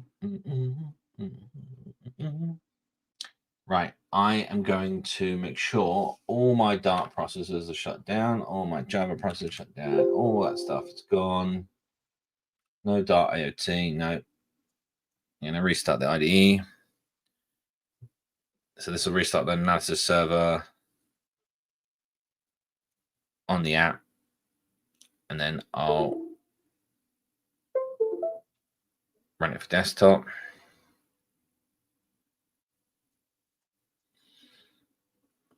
Yeah, something. I think so I got syntax highlighting.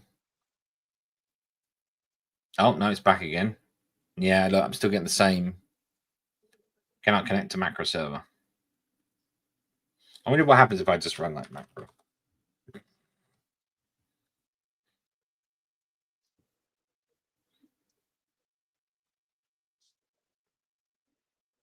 Connected. Okay.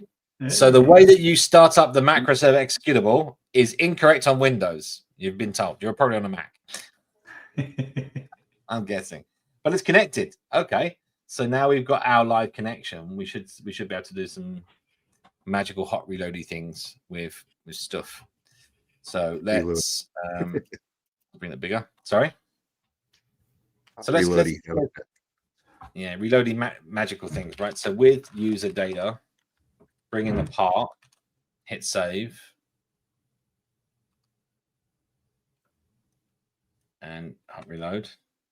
Yeah. Oh no, it generated it. It generated it. There you go. Bosh, that's the 3-second first run, right? There we go. We actually have a generated file. It is bound up with the existing one. So we should try and add the assets stuff in and see if we get that then. So how does the asset one work? I think it's just another entry you have to add into. Well, it's here. It's here on here, but like. No, you have to actually go in, right? There's you go back to the getting started. Let me get the package stuff up and I can find it.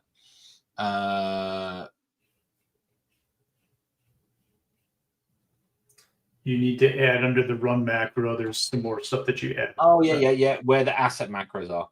Yep. Okay, I see that. I see it. I'm not sure I like that kind of the notion here of. I guess asset macros run differently from normal macros. I can see that.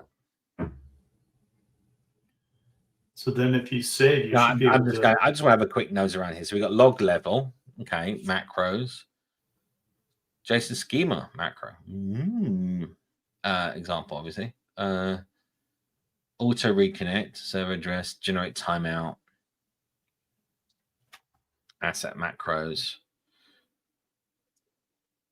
Yeah. So there's so I see that what you've done here with the enabled flag, rebaz, is actually a better way of doing this. Okay. So you can actually do a conditional import, and that way none of this code is actually run at all. None of it actually exists in the binary when done in production mode. At the moment, this file is included, which means its dependencies include, which means this code here possibly is not true checking out. You have to check that. The kdebug flag here would probably be better off having this the top level run macros function being imported from a conditional import, and then you can then flag that on the debug mode because it's a const, right? I think you can do that if I remember rightly. It's been a while.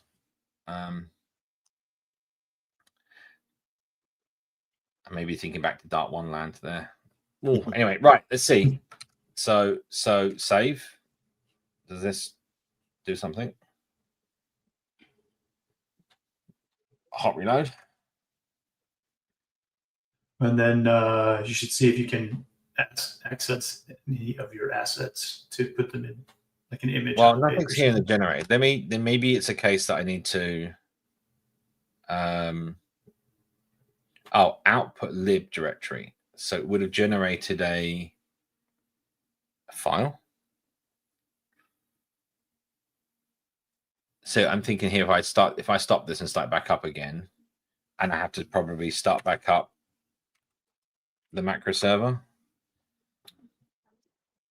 Oh, sure, because it's before you run the app, so it'd be a. Let's see. I mean that's run now, first time, and it connected. Sorry, heads are in the way. And let's do it to the side. It connected the first time there as well, which is great. So we've learned something. We're learning. And yeah, I'm not. So assets. Let's see. Maybe I'm missing something here. So expectation wise, I think I need to I'm just dumping whatever the default configuration is. So first of all, macro name fine, extension star, all extensions, output directory lib, images generate, assets images generated.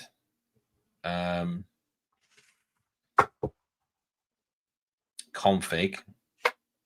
Okay, so you can provide random config. I'm not fitting that. Yeah, so obviously there's some assets in here, and that should be represented in the pub spec, I think. Yeah, assets and asset translations. I wonder if it's because these are directories and not directly referenced, if that makes sense.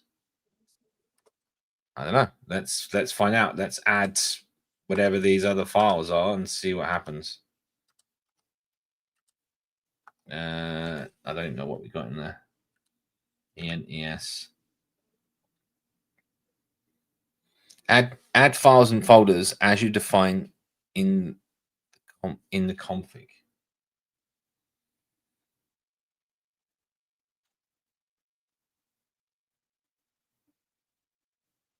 To make a change in order to run the macro, add a file. I see. So obviously there's an initial run here, right? So if I put a file, you're saying that if I was to put a file or change a file in the assets folder, it's going to pick that up and regenerate, possibly. Well, have you tried to see if you can access it at all? Like, can you do the syntax of? But that's what I'm saying. Say that code doesn't exist here, right? So I don't know where. It says output. I'm expecting there to be like a Dart file in this output directory when I read this, right? The class definition, the generate output should be written.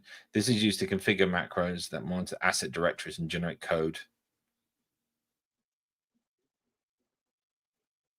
This is the output for the macro to, so this would be obviously resize image macro might be an example of some macro that you could do versus asset path macro. It expects the output to specify what? Asset path config, replacements, rename. Okay, so here's what's missing. Config, asset path config. Possibly. Well, that's just renaming files, though, right? The ID not detected immediately, but it's in there. Okay, then maybe that I need to. There we go. Assets.dart. There you go. Cool. Nice. Okay, so you're right. So yeah, so it's generated with So yeah, we could do. You know, you can put an image and use the. Yeah, let's see. Hold on. Sure.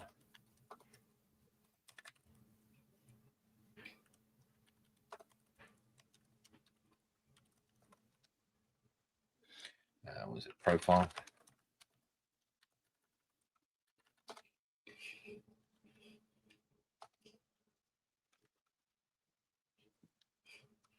Oh, it does not const.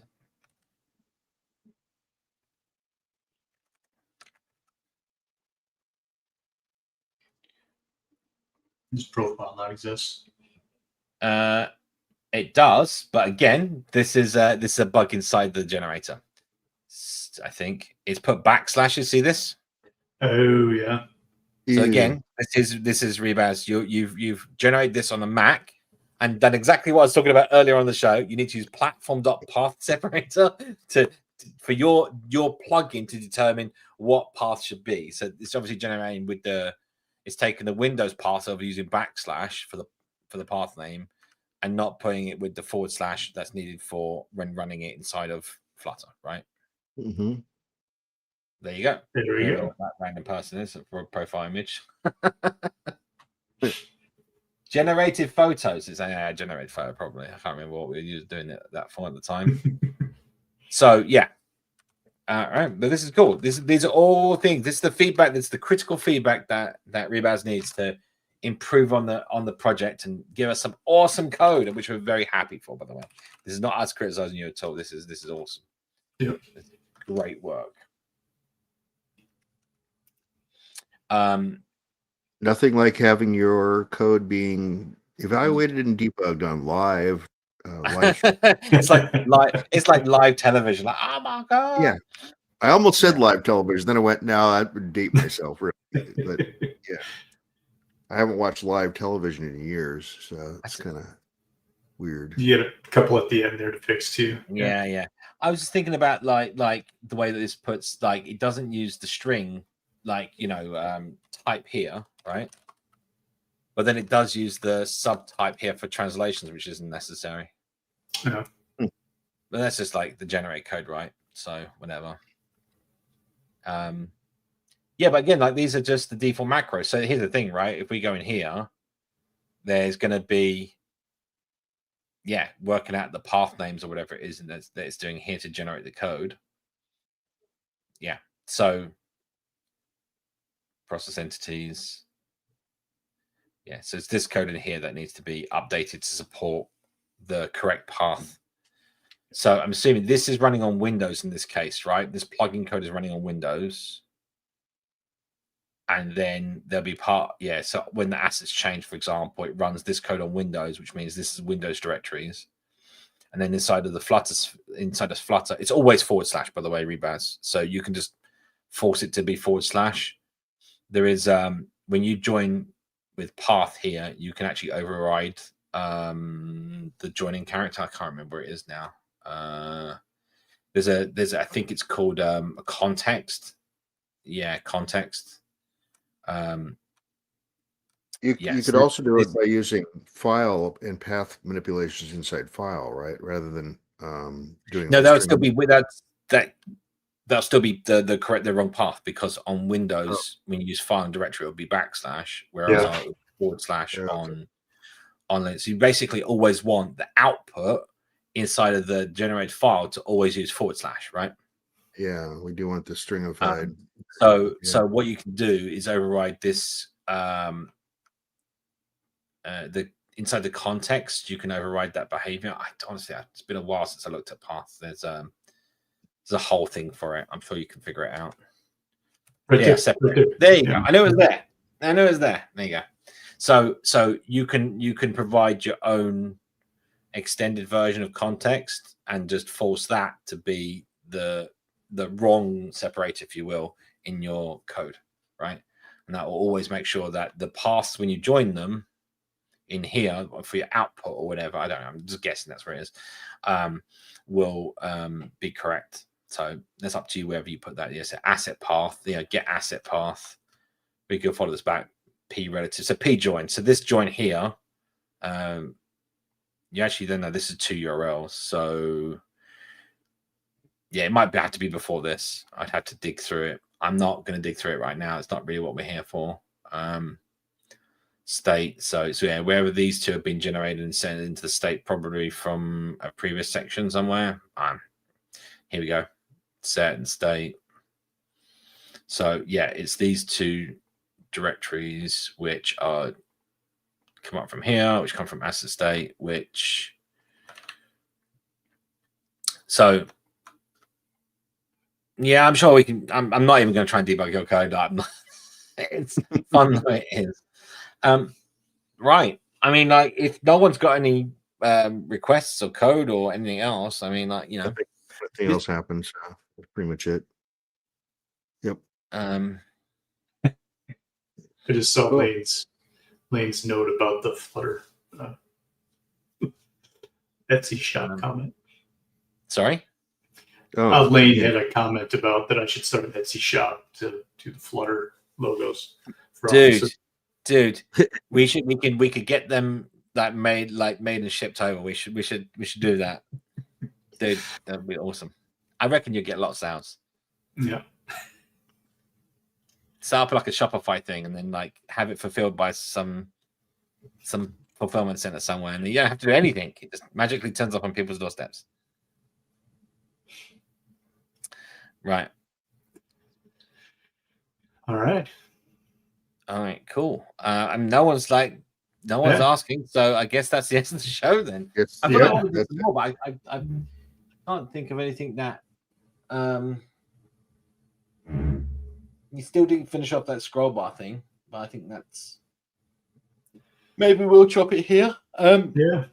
It might be nice to if we start doing anything new, it's going to be half past before we end. Yeah, I'm not going to do it now. I think you don't want to start. I think that was a fun exploration of the topic there. I think it definitely has real legs. I think I really like that. Yeah. What's really what kind of like I think what kind of annoys me is the wrong word.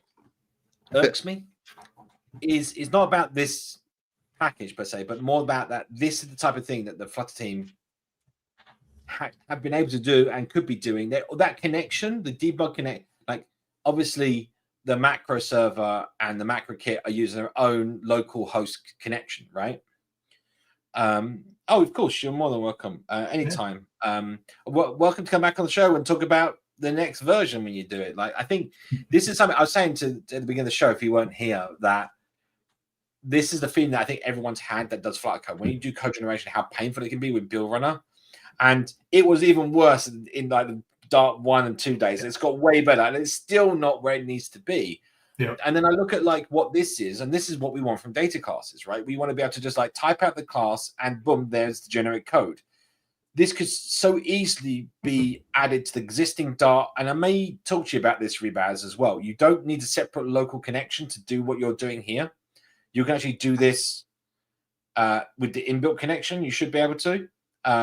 It's extensible, so there's no reason why you shouldn't. But there's no reason why the Dart team could not be adding this to the existing debug connection that's in there.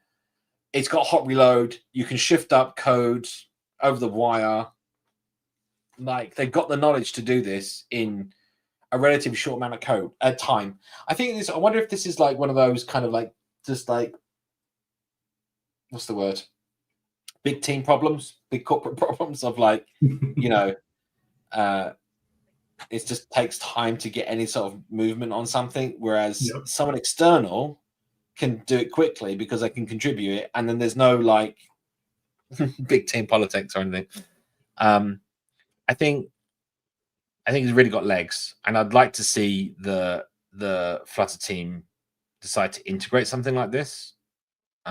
And maybe work with external author like yourself, Rebaz, to actually do that, because it really has legs. And I think the community, you've made extensible so that people can make their own macro generators on top, which is what everyone wants. I mean, there's so many times when there's bits of stuff that you need to work a certain way in your project, and you want that boilerplate that manual sort of boilerplate to go away. It's fun to use AI and everything else, but there's there's definitely no, like that whole, I'll give an example, the assets generation you just had. You can ask AI to do that. It also may just invent some assets that don't exist, or something else. Whereas you do it with the code, you know that fact, that is exactly as it's supposed to be. That it's definitely not going to be generated incorrectly. So yeah, I think it's definitely got legs. Right, I'll shut up now. Anything you guys want to add to the ending of the show before we call it? No. I will say that we could possibly do some more shows over the Christmas period if you guys are interested and you guys have got time. So we'll see how it be here goes. next week. Yeah. Let's see how we should be back same time, same place next week, and maybe we can try and do some. I might do some I might have some time to do some coding over the Christmas break to do some coding shows, and we can do something fun. I know. There you go. All right. Thanks very much, everyone, and we'll see you same time, same place next week. 166 hours. Bye. Bye. Bye.